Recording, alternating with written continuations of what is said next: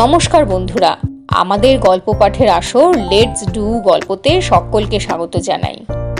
আজ আমরা পড়ব বিভূতিভূষণ বন্দ্যোপাধ্যায়ের লেখা বন্দি।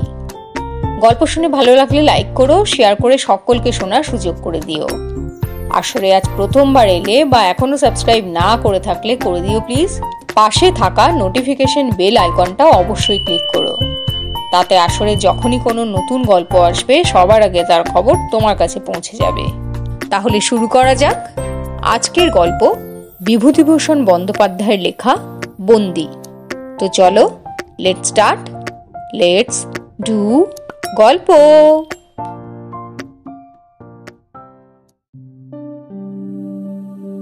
অনেকদিন পর দেশে ফিরেছি, মাত্র দিন ৫-৬ জন্য। বাড়িতে চাবি দেওয়া আছে আজ বছর খানেক। স্ত্রীপুত্র ঘাটশিলার বাড়িতে গিয়েছে অনেক দিন। বর্ষাকালে আর নিয়ে আসবো না। বাজারে একটি লাইব্রেরি করেছে ছেলেরা। বিকেলে সেখানে তারা আমায় নিয়ে গেল।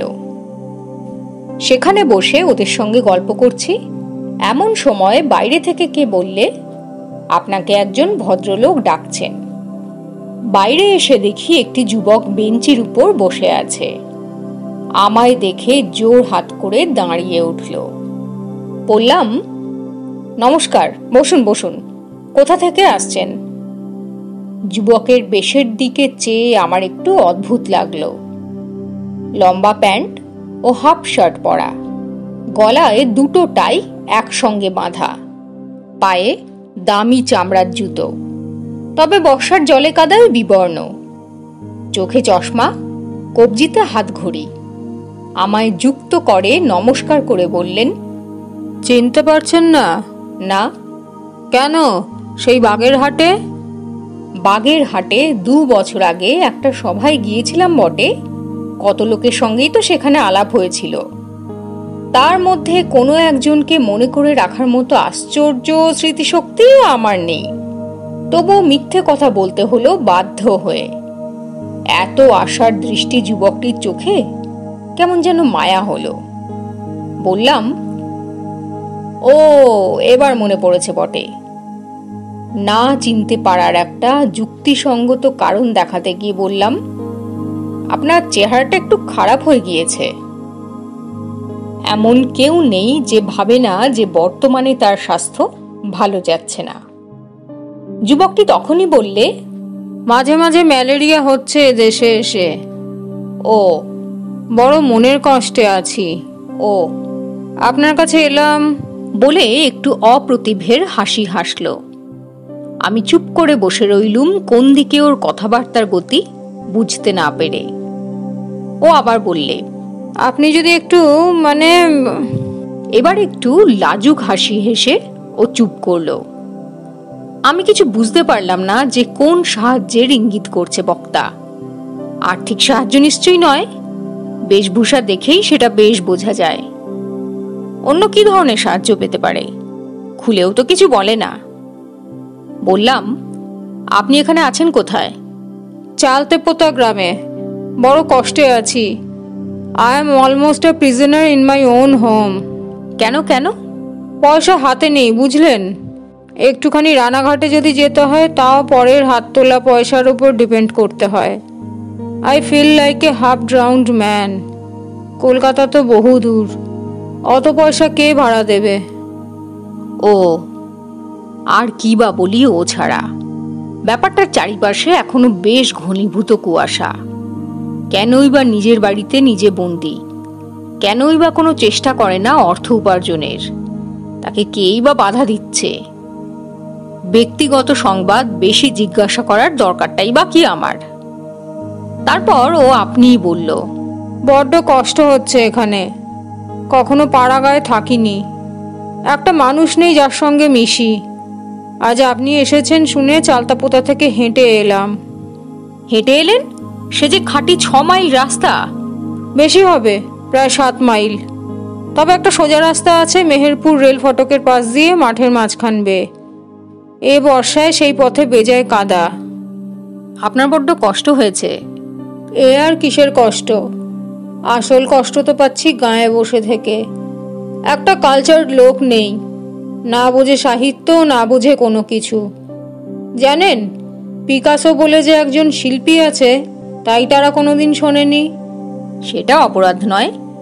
আমাদের শিক্ষিত সমাজেই বা কতজন পিকাসোর নাম জানে। যাই বলুন, আমার শিক্ষা একটু অন্যরকম। আমি ভালোবাসি কালচার, ভালোবাসি আর্ট। যখন ইউনিভার্সিটিতে এমএ পড়তাম, সে সময় একবার লাইব্রেরিয়ানের কাছে সেগান সম্বন্ধে বই চাইতে তিনি। আপনি এমএ পাস? যুবক পুনরায় অপ্রতিভের হাসি হেসে চুপ করে রইলেন একটুখানির জন্য।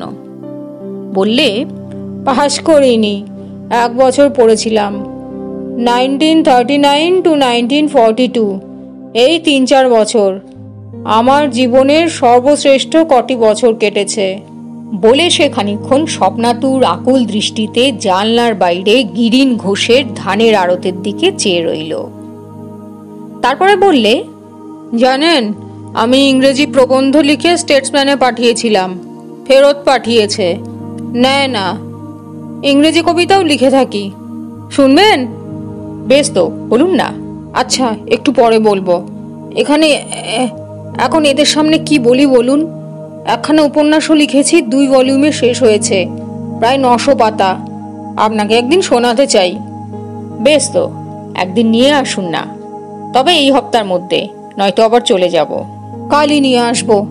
আর ছোট গল্পও লিখেছি 4-5টা, সেগুলো যদি কোনো কাগজে বের করে দেন। আপনি পাঠিয়ে দিন না কোনো ভালো মাসিক পত্রিকার ঠিকানায়, তাদের ভালো লাগে তো ছাপবে। ওরা নেয় না। ভালো গল্প পাঠিয়ে দেখেছি, পড়েও না, ফেরত পাঠিয়ে দেয়। সেই জন্যই তো আপনার কাছে আসা, একটু যদি সাহায্য করেন। আসল কথা কি জানেন, I M A prisoner in my own home. 2 টাকা চাই, রানাঘাটে যাব, তা বাড়িতে চাইলে কেউ দেয় না। আবার সেই কথা। এবার জিজ্ঞেস না করে পারলাম না, বাড়িতে কে আছেন? সবাই আছেন, মা বাবা। মা বেঁচে? আপন মা নয়, তাহলে আর ভাবনা কি ছিল। বিমাতা, বাবা বুড়ো বয়সে বিমাতার বশ। আমি কেউ নই বলেই মনে হয়। বাড়িতে থাকি, 2 খেতে পাই, এই পর্যন্ত। 1 পয়সা হাত খরচা দেবে না। I like to buy books, I need a news paper. এসব কোথা থেকে হয় বলুন? তাই তো, কি আর বলি, লোকটি আমায় বড়ই বিপদে ফেললো দেখছি। সাংসারিক ব্যাপারের এসব কথা আমাকে শোনানোর দরকারটাই বা কি?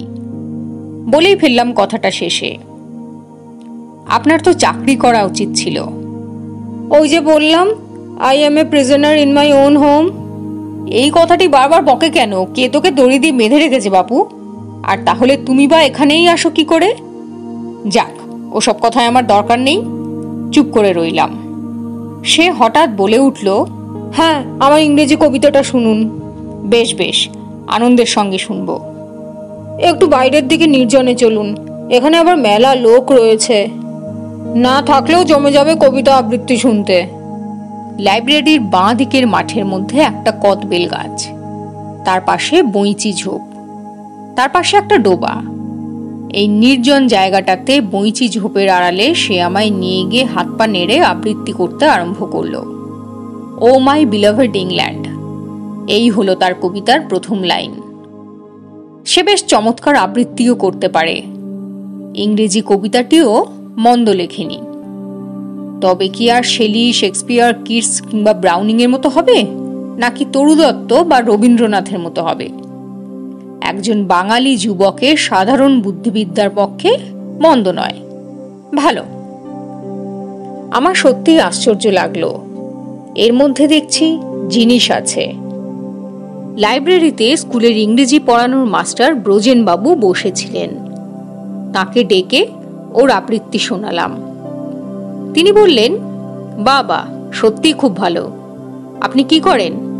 আমি বললাম, কিছুই করেন না। দিন না আপনাদের স্কুলে একটা চাকরি। যুবকটিও হাত কচলে বিনীতভাবে বলল, দিন না, তাহলে তো খুবই ভালো হয়।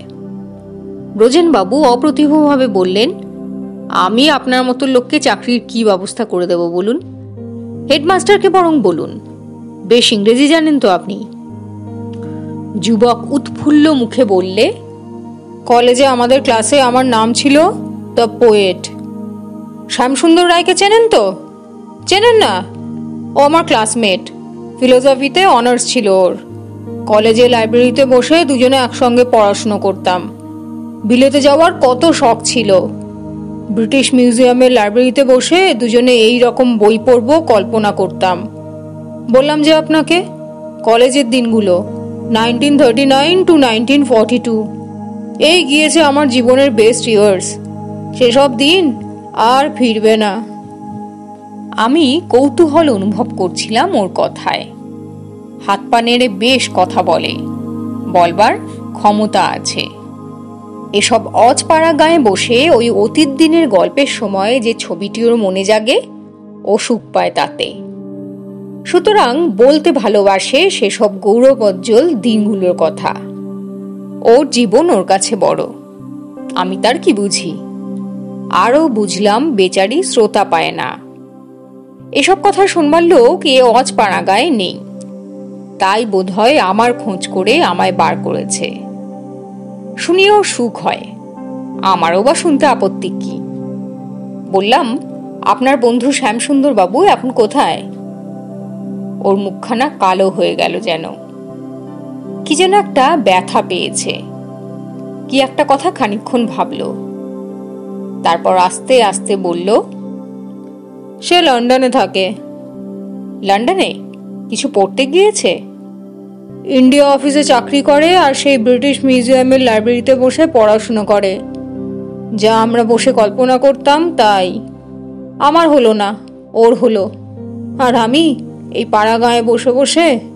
সান্ত্বনা সুরে বললাম, কি আর করবেন বলুন, কতই তো হয় এরকম। হয় জানি, কিন্তু। আবার সেই স্বপ্নাতুর দৃষ্টিতে বইঁচি ঝোপ আর ডোবার ওধারে দীর্ঘ টানা দূর বিস্তৃত আউশ ধানের মাঠে কচি কচি সবুজ ঘাসের জওলার দিকে চেয়ে রইল। তারপর আস্তে আস্তে বলতে লাগলো, জানেন, Devonshire is the fairest country in England. Lorna ডুনের লেখক বলে গিয়েছেন। Oh, narrow lanes of Devon. কত জিনিস ঘটে গিয়েছে ডেভনশায়ারে। ডেন্সরা এসে ওই গ্রামগুলো পুড়িয়ে দিয়েছিল। স্প্যানিয়ার্ডরা ওর কোস্ট আক্রমণ করেছে। ইংল্যান্ডের সিভিল ওয়ারে ওখানকার লোক লড়েছে। সমস্ত ডেভনশায়ার একসময় বনভূমি ছিল, হরিণ চড়ে বেড়াতো। র্যালে, ড্রেক, হকিন্স সব ডেভনের লোক। বিরাট মুরল্যান্ড। বাল্যকাল থেকে কত স্বাদ ছিল সন্ধেবেলায় মুরল্যান্ডে বেরিয়ে বেড়াবো, ক্রম লেক দেখব।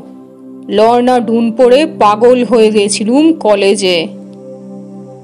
ডুন কাউন্টি দেখব, ব্ল্যাক মুরের অমর কাহিনী লিন্টন, লিনমাউথ, ইনফ্রাকুম্ব, এসব কতদিনের স্বপ্ন, হলো না। কোথায় ডেভনশায়ার লেনের সৌন্দর্য, কোথায় ডার্টমুর, আর কোথায় পড়ে আছি চালতে পোতা গাঁয়ের বাঁশবাগানের মশার কামড় খেয়ে। কি অদ্ভুত আয়রনি অফ ফেট, তাই ভাবি। শ্যামসুন্দর দিব্যি দেখছে, আমি শুয়ে ভাবি ও লন্ডনের রাস্তায় রাস্তায় বেড়াচ্ছে, উইন্ডারমিয়ার দেখছে, আর্টসওয়ার্থের লেক অঞ্চল দেখছে। আর আমি কি করছি? ভেবে ভেবে মাথা গরম হয়ে যায়, রাত্রে ভালো ঘুম হয় না। কি হতে চলেছিলাম আর কি হলাম। জানেন, ইংল্যান্ডকে এত ভালোবাসি, কেন জানি নে, মনে মনে এত ভালোবাসি, কত স্বাদ ওখানে যাব, আমারই হলো না। কি বিপদ। এই ডোবার ধারে বইঁচি ঝোপের পাশে দাঁড়িয়ে এ তো উইন্ডারমিয়ারের হ্রদের ছবি দেখতে লাগলো। লোক জমে যাবে তো এক্ষুনি ওর এইসব উত্তেজিত কথাবার্তা শুনে। অবশ্যই এখন কেউ নেই এখানে। ব্রজেনবাবুর আবৃত্তি শোনার পর সব চলে গেছে। আমি আবার সান্ত্বনা সুরে বললাম, আপনার বয়স বেশি না, কত লোক বেশি বয়সে বিদেশে যাচ্ছে। আমার এক বন্ধু এতকাল পর এবার এক মাল জাহাজে ডানবার বন্দরে গেল। সে স্কুল মাস্টারের চাকরি পেয়েছে ভিক্টোরিয়া নায়ানজার হ্রদের ধারে একটা ছোট্ট শহরে। অনেক ভারতীয় আছে সেখানে, তাদের স্কুল আছে। সেই স্কুলে দেখুন তো মনের কত তেজ আর কত উৎসাহ। ভারত স্বাধীন হয়েছে, এখন ভারতের তরুণদের সামনে কত বিস্তৃততর ক্ষেত্র, কত কাজ কত দিকে, কত দেশে কত ডাক পড়বে।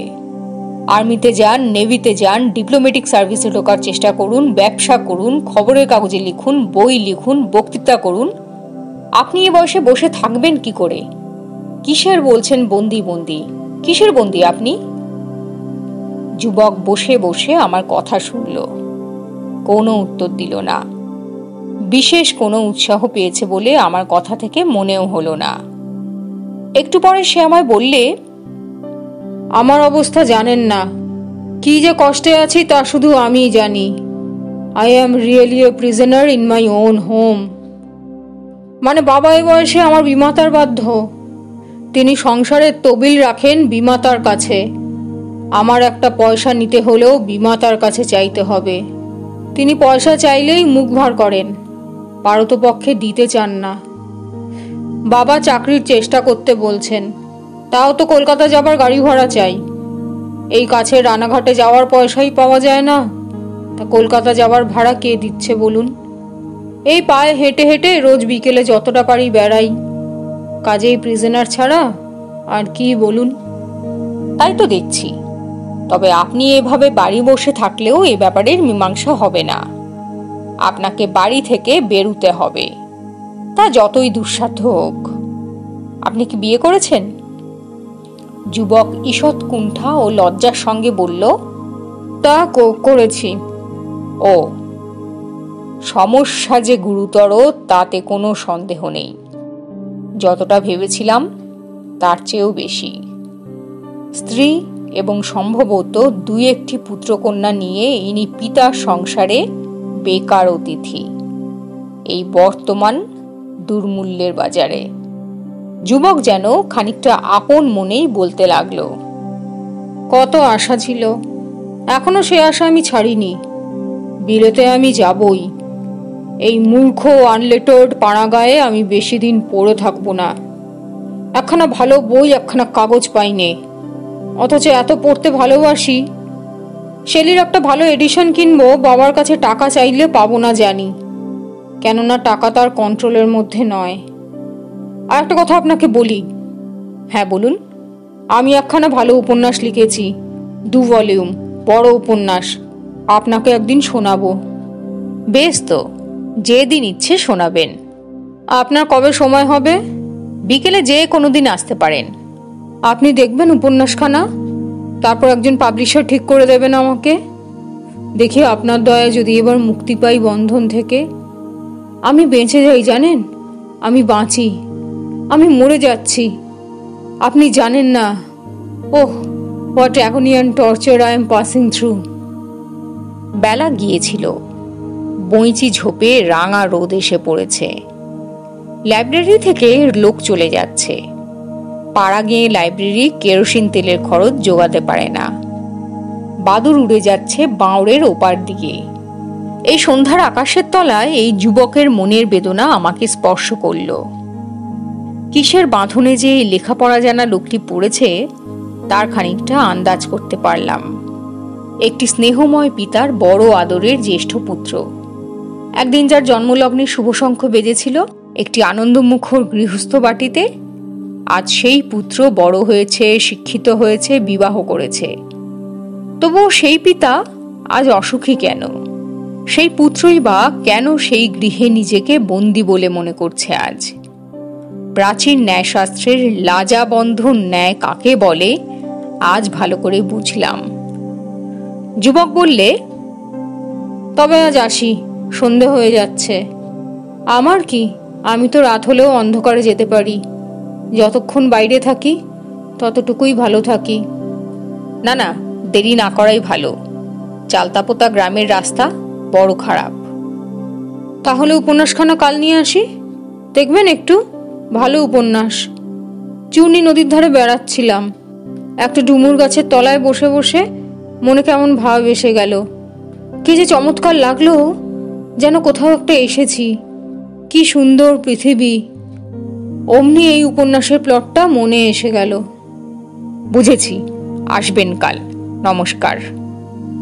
যুবক প্রতি নমস্কার করে ছন্নছাড়া হতভাগ্যের মতো শূন্য দৃষ্টি নিয়ে একবার চারিদিকে চাইল। কি চেয়ে দেখলে জানি নে, সে এক অদ্ভুত দৃষ্টি। তারপর হন হন করে মাঠ পার হয়ে বড় রাস্তায় গিয়ে উঠে হেঁটে চালতাপোতার দিকে চলল। বড় মমতা হলো ওর ওপর। ওর মনে রস আছে, অনুভূতির যাওয়া আসা আছে। তা সত্ত্বেও ওর জীবন ব্যর্থ হয়ে যাচ্ছে ওর বাপের চোখের সামনে। ওর তরুণী স্ত্রী রয়েছে বাড়িতে, তবুও ঘরে ফিরতে ওর মনে আনন্দ নেই। এত কষ্ট করে 2 ভলিউম উপন্যাস লিখে কোন সার্থকতা আসবে ওর জীবনে? আমি জানি কোনো প্রকাশকই হয়তো ওর মতো অজানা অখ্যাত লেখকের উপন্যাস ছাপতে চাইবে না, ভালো হলেও না। ওর লেখক হওয়ার আশা আকাশ কুসুম, যেমন আকাশ কুসুম ওর বিলেতে যাওয়ার আশা আকাঙ্ক্ষা। লাইব্রেরিতে ফিরে গেলাম। সেখানে 2-1 জন তখনও বসেছিল। একজন বললে, পাগলটা চলে গেছে? আচ্ছা, ভেজর ভেজর আরম্ভ করে দিয়েছিল আপনাকে নিয়ে সন্ধ্যের সময়। কে পাগল? আরে ওর মাথায় তো গোলমাল, জানেন না? সেই জন্যই তো ওর বাবা ওকে কোথাও বেরোতে দেন না। কেবল বলে বিলেত যাব, এখানে যাব, ওখানে যাব। সৎমা বড় করা ওকে ঠিক শাসনে রেখেছে। ওর নামই হলো পাগলা জ্যোতিষ, ভীষণ ছিটগ্রস্ত। ওর বাবা সেদিনই দুঃখ করছিলেন স্টেশন মাস্টারের কাছে। বলছিলেন এত আশা করে ছেলেকে লেখাপড়া শিখিয়েছেন, বিয়ে দিয়েছেন, ছেলে বিয়ে পাশ করলো, অথচ সবকিছুই গোলমাল হয়ে গেল। সত্যি তো, ছেলে হলো, সে শিক্ষিত হলো, বিয়েও করলো। সে ছেলে ভাবুক, কবি, মার্জিত রুচি, অনেক কিছু জানে, অনেক কিছুর খবর রাখে। তবে কিসের অভাবে সংসারে সে বোঝা হয়ে দাঁড়ালো আজ? এর উত্তর কে দেবে? কেন এমন হয় কি জানি।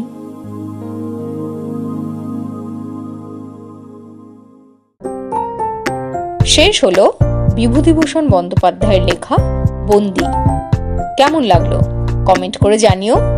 অন্য কোনো গল্প শোনার ইচ্ছে হলে সেটাও আমাকে কমেন্ট করে জানিও, চেষ্টা করব পাঠ করার। গল্প শুনে ভালো লাগলে লাইক করো, শেয়ার করে সকলকে শোনার সুযোগ করে দিও। আসরে আজ প্রথমবার এলে বা এখনো সাবস্ক্রাইব না করে থাকলে করে দিও প্লিজ। পাশে থাকা নোটিফিকেশন বেল আইকনটা অবশ্যই ক্লিক করো, তাতে আসরে যখনই কোনো নতুন গল্প আসবে সবার আগে তার খবর তোমার কাছে পৌঁছে যাবে। তাহলে আজকের মতো বিদায় নিচ্ছি। আবার হাজির হব লেটস ডু গল্পের পরবর্তী এপিসোডে এরকমই অসাধারণ কোনো একটা গল্প নিয়ে। Till then take care and stay tune to let's do গল্প।